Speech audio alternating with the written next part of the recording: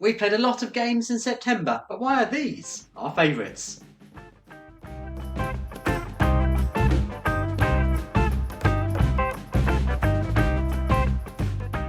Hi, I'm Julian and this is Libby and we are from BoxedMeeples. So, of all the games in September that we've played, it's going to come as no surprise that I have picked Lorcana. You called it last month. I hinted towards it last month, but I wanted to make sure. I wanted to make sure it wasn't just a card buying obsession. It was actually a good, enjoyable game there. We played it, I think, probably 20 times now. I've played it with all sorts of people. I've played it with my children. I've played it with friends. We played it 4-player. We played it 2-player. Every time I played it, I've had a really great time. Now, this is my first trading card game. I never really got involved in Magic or anything like that before. And it was a case of jumping in at the deep end. Now, I'm going to talk about this as kind of two types of people who can get this game, because I think there is the assumption that you can only enjoy Lorcana or any kind of game like this if you spend a small fortune. And yes, you probably will enjoy it more if you spend a full fortune, but you don't have to. I believe getting 2 starter sets, which will amount to £36, will present you with a really enjoyable Disney-inspired game. And what will be even more exciting is if they do starter sets for the Rise of the Floodborn, which is coming too, because then you get a more varied kind of combination of cards. But I think £36 will give you enough to play a really good, fun game. Really balanced game, you'll get that experience, and if that's where you want to stop, I think you'll be happy. I think what you have is good. Yeah. I mean, the collector kind of vibe does rear its ugly head at times, and then you kind of are chasing boosters and basically looking for the last 3 great cards in the pack. But if you feel like you're more restrained and are able to just have what you've got and play at home, if you're not going out competitively to play, then for sure you can play the game great. You can get a good mix of the ink values that you need in it. You'll have a nice mix of characters, and that's good. And of course, there's a flip side.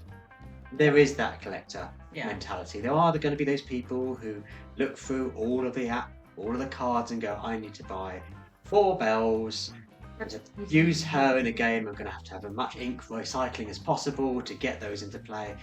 And the game is good like that too. I feel we're probably in the middle ground.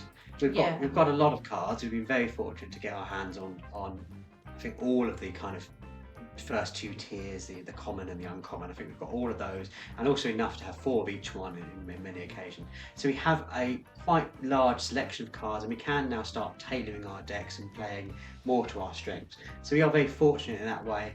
I do enjoy the game more like that. Yeah, the problem is the closer you get to sort of having at least one of every card, the more you want to have at least one of every card. Because you've just got, maybe you're missing 5-10 cards from each colour group, but then that's where it becomes a money sink, because you get more and more of the very common cards like Flounder, any dingle hoppers, the dingle hoppers, all of that. You're not necessarily going to get the cards that you're looking for, so that's where it becomes a bit problematic. So now's the time that we need to just pause and play. Need to step back and actually play the game. But the game itself is really good. I love the inkwell system. Do you take the cards, are you going to ink high scoring cards early doors because you think, well, I need to get other cards out, but then you've got rid of your high scoring cards and you can't use those later on? Are you just going to be questing and going, I'm going to focus on questing and trying to ignore what your opponent's doing, just racing to get questing as quickly as possible to try to get to that 20? Or are you going to try and balance it out and try and hinder your opponent from getting to the 20 before you do, or slow them down at least? Do a combination of 2, which is probably what you should be doing.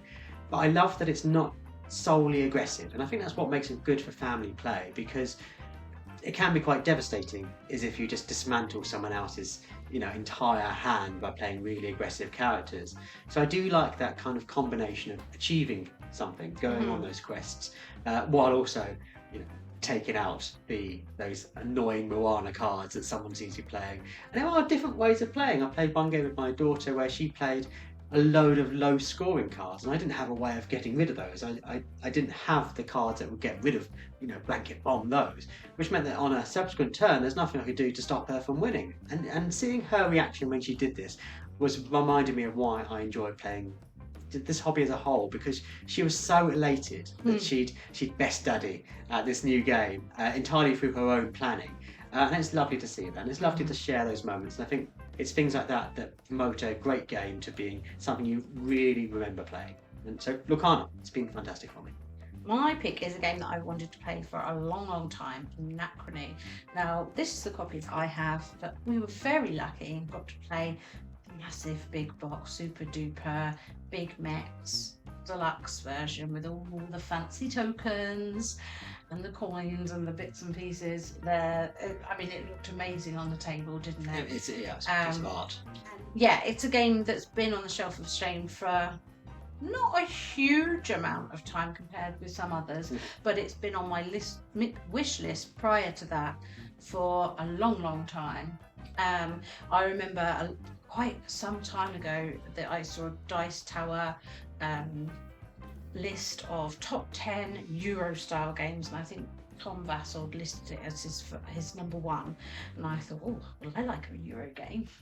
This sounds great. It's got time travel, it's got mechs in it, you're going back in time and borrowing resources, and then you've got to go back and give them back so you don't cause some sort of paradox. Like, the theme of it and everything sounds super interesting, and it was. I mean, I did manage to win, so that helped as well.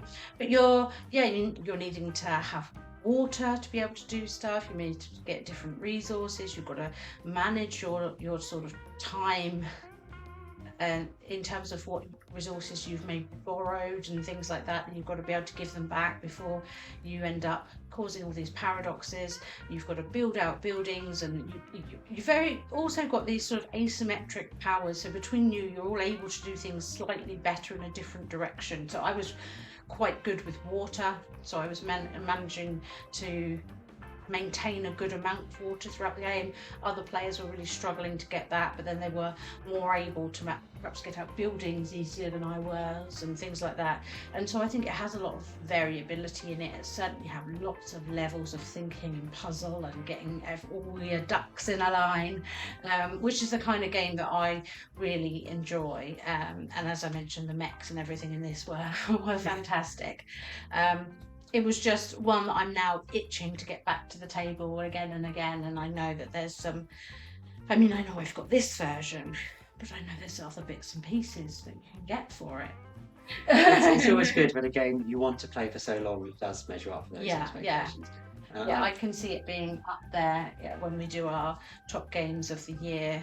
I can see it being an addition, bumping something off that was on last year's list for sure.